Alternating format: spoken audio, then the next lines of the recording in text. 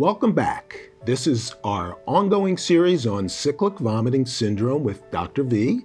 I'm Steve Wartenberg, and this is Dr. Thangam Venkatesan. Today, we're going to talk about the history of CVS. We'll be hearing from Dr. B. Lee, a pioneer in this field and an emeritus professor at the Medical College of Wisconsin in the Division of Pediatric Gastroenterology, Hepatology and Nutrition.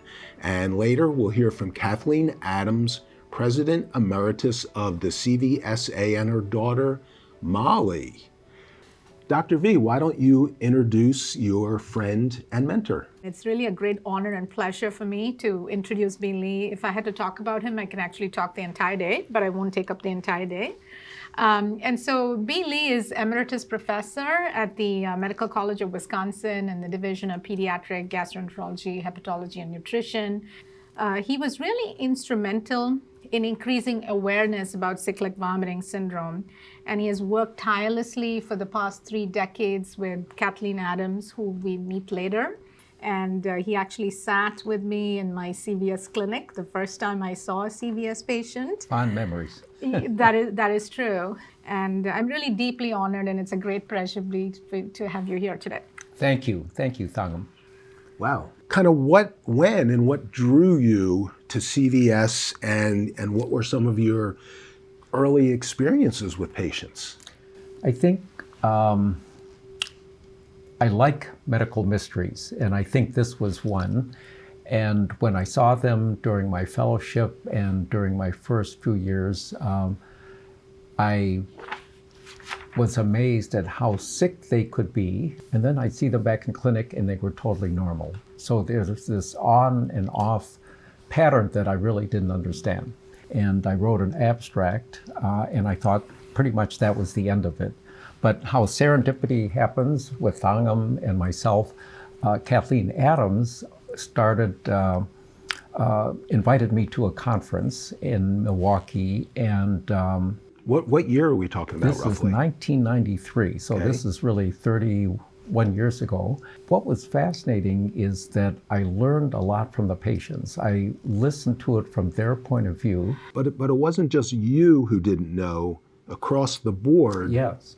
what was sort of the knowledge at the time that you were having to overcome and add to? That's an excellent question. At that point, it didn't even have a name, and therefore nobody really knew what it was and exactly how to make a diagnosis. So really the dark ages at that point. Yeah, and there was no research going on. No research, yeah. Maybe 0 papers a year, maybe 1 over the last 100 years. Wow, so you were starting from scratch with no research foundation to guide you. Essentially. And I think I would add that when I talked to my colleagues about potentially getting interested in it, I became more intrigued. And then I think Kathleen was so inspiring with trying to care for her daughter that I thought maybe I should get involved. But I would say that many of my colleagues were very pessimistic. Well, you'll never make a career because there's no test for it. There's no name for it. There's no way to diagnose it. You're going to be lost in the swamp. So talk about some of the early challenges and how you sort of figured out how to treat and diagnose this. I thought that the first step was to have a conference, and really a high-level conference where people gave talks and we came to some agreement on what the disorder was and how to diagnose it and where the next research steps were. And so that happened in 1994. We had the honor of actually going to the hospital where it was first described by Dr. Samuel G. in 1882, which is St. Bartholomew's Hospital in central London. And at that point, the goal was to get everybody who had published on it, and we literally gathered almost everybody who was living who had published on the disorder, and came together for 2 days, symposium, and eventually published the proceedings with some general criteria on how to diagnose it. And from that point on, it became known as cyclic vomiting syndrome. And I do want to, mention that, like B said, it was not even a validated disorder. And in pediatrics, they started recognizing it. And when I started it and I met B, some of the premium institutions, even in this country, didn't believe in this disorder. And here I was sitting there and saying, no, it exists. And so it does take some time, to make people understand that this is a real disease, that it exists, and it's not a figment of anybody's imagination. Wow. So talk a little bit about how you two connected and some of the challenges you each faced in educating and treating people. It clearly has been an uphill battle, and I will say even through the publication of the first pediatric guidelines, it was called a consensus statement in 2008. There's still people in my field who feel it's not a real disorder. Even today? Well, that was through 2008. Okay, yeah. through 2008. And okay. I still feel there are skeptics. This is a disorder that you have to listen to the story very carefully, and you diagnose it by pattern, by what has happened, but there's no test you can run. So when you don't have a defined cause or pathway mechanism, I think doctors tend to say it must be psychological, and then they put it off to the side. Is it also because they're a little hesitant to make a diagnosis when they don't have that test to back them up? They're, I don't know if scared is the right word, but they're just No, but it hesitant. requires finesse, and it requires actually, you don't recognize something until you if see you've that never pattern, seen it before. right? Yeah. So it's difficult. And I guess going back to your question about how we met, B. Lee actually happened to come to the Medical College of Wisconsin. I was a very junior, young faculty member, and we were introduced to each other. And I said, I'm interested in this disorder. And I said, will you help me? He actually came and sat in my clinic physically for the first two clinics, because I think it takes some degree of, nuance and experience to really know what is happening. Well, it's interesting how I've seen this in the medical profession, that doctors, physicians like yourself have a family tree of people you mentor, including you, and now you have a family tree of people you're mentoring, and it keeps spreading all over the country and beyond, and that's how you educate and train people. What are some of the new research areas and findings, and even hopefully breakthroughs that you're both finding and that you and your collaborators are finding?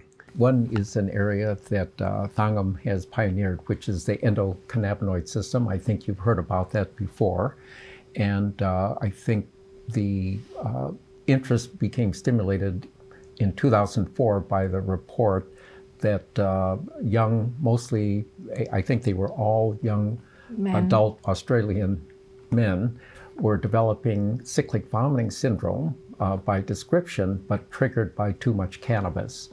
And by too much, I meant almost daily for, I think, between 6 and sometimes 10 years. And Thangam has subsequently shown that there are some mutations that actually seem to predispose one to develop cyclic vomiting syndrome. So cyclic vomiting syndrome and what has now been called cannabinoid hyperemesis syndrome, there seems to be some overlap, and I think by understanding the system, we're going to shed light on both disorders. I would say the second one is autonomic nervous dysfunction, and the autonomic nervous system controls obviously things you don't think about, like your heart, but also your stress response. So when you get nervous and your blood pressure goes up, and what has been shown is that it looks like that you're revved up in a flight or fight mode too often, chronically, all the time, instead of up and down, back to normal, that you're always revved up like this. But now it looks like our last symposium, it looks like the calming system called the parasympathetic system, which is the calming, so it should dampen down, is actually what is more defective. It doesn't dampen down the sympathetic to get it back to rest. But there's some ways to restore it. And that is one of the breakthroughs that just came recently.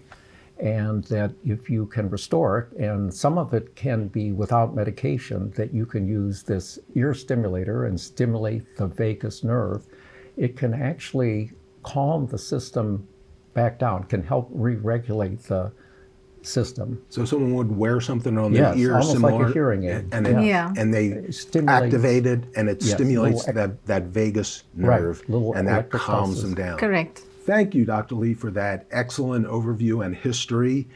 And now we have two new guests, and can you introduce your friends to us? Yes, I'm delighted to welcome Kathleen Adams and Molly.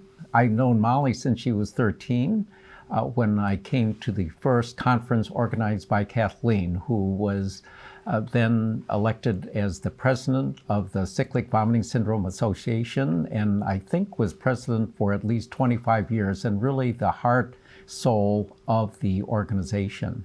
Molly, what's it been like to live with CVS all these years? It was very challenging. I didn't like going in the hospital. Just didn't want to get sick a lot. And then when I got older, I felt kind of outgrown it, but I do get it sometimes with headaches. I hate headaches. Yeah, it was really difficult when I was little. Yeah. What was the toughest part about it? I don't like saying the word, but yeah. The V word. We call it the V word. Yeah, I don't blame you. And you've also become someone who's helped other people with CVS. I like to be an advocate for people that have it when they were younger. And yeah, it's just great. And Molly has always been at all of these conferences. She accompanies Kathleen Adams, and I think she really interacts with patients like herself, children, and of course Molly is an adult. And I think just listening to her story, she continues to advocate for these patients. Molly, thank you very much for sharing your story with us, and the best of luck in the years to come. Kathleen, can you talk about how and why you became involved with CVS and then founded the CVSA? Molly had an episode of vomiting when we were on a trip at one point at age 1.5. Then it progressed to episodes that were happening about once every 6 months, then once every 4, then 2, then 1. And so she ended up with 11 years of very severe vomiting episodes that lasted about 2.5 days. So those 11 years she was undiagnosed. And I thought, Molly cannot be the only one. We ended up connecting through my pediatrician, who actually read a letter in Contemporary Pediatrics, which is one of the pediatric journals, a letter from another physician who had a child with very similar symptoms. And so from there, we ended up seeing Dr. Fleischer. In a 1.5 years later, I ended up pulling together a team of people who I had contact with through Dr. Fleischer. And that was the beginning of what's now about 31 years of CVSA. So first, before we talk a little more about what you accomplished at the CVSA, what was it like after 11 years with no diagnosis, no doctors who knew anything about this, to finally find Dr. Fleischer, to realize here's someone who understood it, there are other people with this, there are some things maybe that he could do to help you? It really cannot be expressed. It's so valuable and important on a journey like this.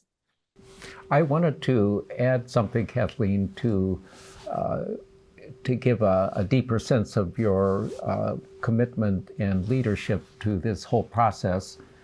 That I think I've told you before that what I think the physicians recognized who were there was your profound commitment to try to solve this and engage physicians to help you and to partner and collaborate. And I think that is the spirit that you brought with deep commitment that really inspired us. And I think, as I told you at the time, I probably would have looked at this disorder for a couple years and just moved on. But your persistence and your collaboration was what kept many of us in for this 30 years. Yeah, it's amazing how much one person can accomplish when they set their mind to it. So thank you, Kathleen. And I'm curious, it's been 30 years. What would you consider some of the top accomplishments of the CVSA that you helped lead? There have been so many that have been involved in enormous amount of people and background and coordination and all, and there have been some that have been more momentary. I think that the most obvious probably had to do with the development, and this was an ongoing situation, the development of our advisory board. And every time when Dr. Lee and Dr. Fleischer were together at that first meeting, the bud of the whole thing, and when Dr. Venkatesan joined us, again, it was an explosion of delight and relief and joy in the collaboration that Dr. B mentioned. So I feel like that constant connection with our advisory board was critical. In the process of planning different events over the years, the three that turned out, or that were the three that to be the most memorable for me and probably the most effective as far as number of people connected with, were the three symposiums. So those are the main things that come to mind. Kathleen, what advice would you give to families and patients who are newly diagnosed with CVS? To seek expert care and then somehow figure out a way to become partners with the team. For our last question, I thought it's important to kind of look at and ask all three of you, look ahead into your crystal balls and what do you see in terms of support and treatment and research and in the next 5, 10 or more years? There's a strong need for ongoing financial support, strong connection with NIH. We've already been funded once by an NIH grant, and that's critical. We have now come to a much broader picture. As I said in the beginning, we thought this is this weird vomiting syndrome, and they just vomit and then they're normal vomit. And we now know that they have many other symptoms in between that affect their quality of life. For example, fatigue, sleep disorders, anxiety, and other GI complaints such as irritable bowel syndrome, cramps, and diarrhea. So it is no longer just a vomiting disorder, it's a complex disorder, and now we see developmental delay in a subset. The other thing is that there seems to be various subtypes, and one of them is associated with hypertension. One of them only occurs with menses. And so part of the broader picture is that hopefully in the future, we will understand that CVS is not just one pot, but it's actually a number of different pots, all of which end up with vomiting, but they're actually slightly different. They may have a different genetic pattern. They actually may have a different clinical course and require different types of treatment. And so as we are trying to do it with other diseases like Crohn's disease, we're trying to ultimately be able to subtype them and stratify them and then apply very specific. So I'm thinking 10 to 15 years out that this will be the broader view that we'll have. And we have, I think, the right team in place to help do this. When I think about CVS, I think there are three facets, and one is, clinical care, education, and research. As far as research, I think it's very important to have specific targeted therapies. And to have specific targeted therapies, you need to understand the pathophysiology of CVS. So it's very, very important, like Kathleen said, to have both public funding and pharmaceutical support to really drive the research forward. But before I finish, and like Molly said, there should be a cure for this disease. And I think that would be something that should happen, and I do think it will happen, and I'm very optimistic about it. The second thing is we all want to come together and pretty much put all our heads together.